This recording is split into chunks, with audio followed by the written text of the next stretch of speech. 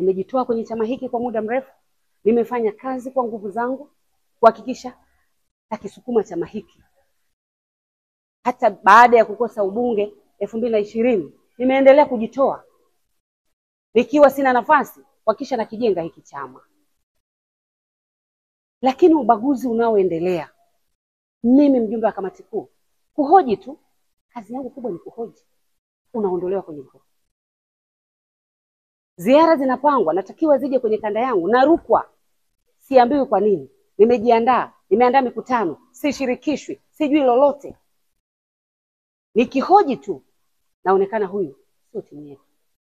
Sasa ninaona nakosa raha, nakosa amani. Lakini kilichokuwa kinaniumiza, yale yaliyonifanya nikatoka kwenye uandishi nikaenda kwenye siasa, siyaoni kwenye hicho chama nilichokuwa sasa hivi. Sio yale malengo ambayo tulikuwa tunayafikiri.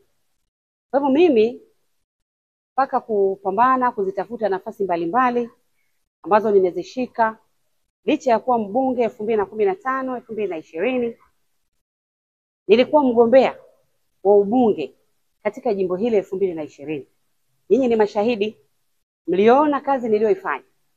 Mliona magumu na mazito niliyopitia kupitia kilichokuwa chama changu.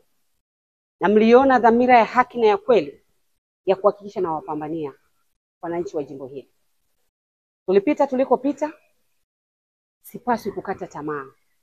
Kama kiongozi nikikata tamaa, wanachama ndio watapotea kabisa. Kwa hivyo, baada ya kuona kilichokuwa chama changu kimetoka kwenye yale malengo, nimeona sasa nitafute mlango mwingine ambao yale malengo niliyokuwa nayo ya kupigania watu nitaenda kuyaendeleza. Yapo mambo mengi meusi kilichokuwa chama changu,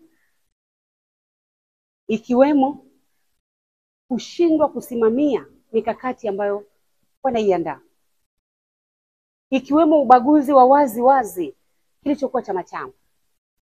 Uchaguzi mkuu uliokwisha kumalizika, timu ambazo zilishinda zimeendelea kuwa mwiba na kuwaona walioshindwa kama sio sehemu ya taasisi hiyo.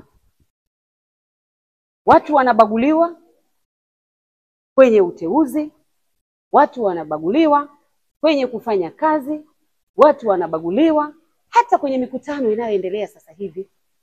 Ulizeni ni nani ambaye alimuunga mkono Mbowe kwa 100% ambaye yuko kwenye misafara hiyo? Hayupo. Wako watu wale wa mpango ule wa mrengo ule ambao walishinda, ambao wanaamini katika ubaguzi kwa kuwabagua wengine. Nimewaeleza mimi binafsi, nilikuwa mjumbe wa kamati kuu, nilijua ni jukwaa sahihi la kunisaidia kuwasemea Watanzania, na ndio maana niligombea mwenyekiti wa kanda. Lakini kwa sasa hakuna hayo malengo tena. Malengo sasa hivi no reform no election tunaihubiri kama mapambio. Mkakati uko wapi? Tunaendaje kuzuia huu uchaguzi? Tunatumia kitu gani kuzuia uchaguzi? Hakuna. Ni kusema tu. Kwa hiyo no reform no election ilikuwa kama geresha.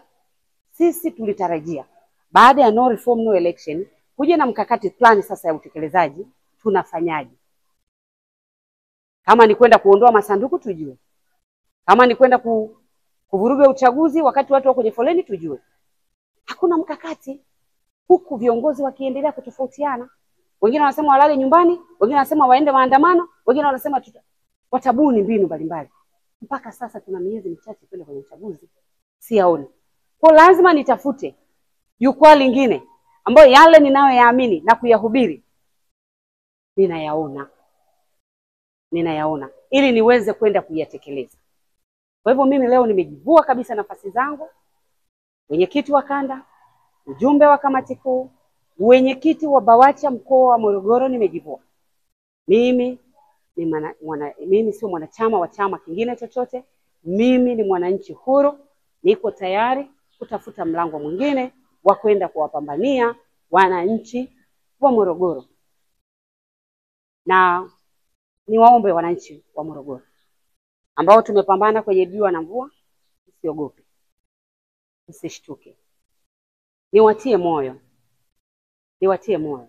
Safari bado ni ndefu, lakini tutafika.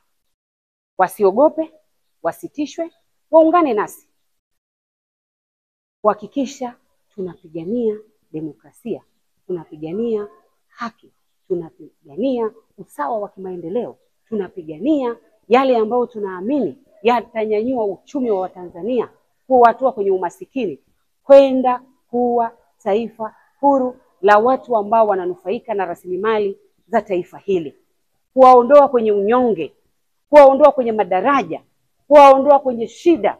Morogoro hii ndugu zangu nikiwaambia, milo mitatu ni shida. Lakini tuna viwanda vingapi vimekufa? Viwanda hivi vingekuwa vinafuka moshi, tungekuwa tuna mtu ana njaa? Tungekuwa tuna watu ambao wamekaa vijiweni? Tungekuwa na vijana ambao sasa hivi wanatafuta kazi yao ni kufanya betting? Nenda kwenye vituo wanapofanya mchezo ya betting, vijana wetu wamejaa. Vijana wamaliza vyuo vikuu wanaambiwa sasa nendeni VETA. Lakini viwanda vingekuwa vinanguruma, vijana wangekuwa wapi?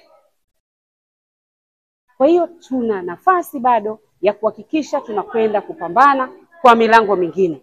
Haijalishi wataweka namna gani, wao waje na reform, hawana reform, tutakabiliana nao kwa namna yoyote ile. Mimi ni mhanga. Mimi nilianguliwa 2020. Nilipambana, lakini si nilirudishwa. Nakumbuka jina langu lilikatwa waandishi. Nilipambana mpaka tume jina langu lilirudi. Mimi naamini kwenye mapambano. Mimi ni muumini wa mapambano. Na ndio maana sijali hata kama ningekuwa nina nafasi ya cheo gani cha mwisho kwenye chama hiki, lakini kama malengo hayapo, kama mapambano ya kweli hayapo, ni mapambano ya mdomoni, mimi hapana. Natamani mapambano ya dhamira, mapambano yenye mwelekeo. Asanteni sana.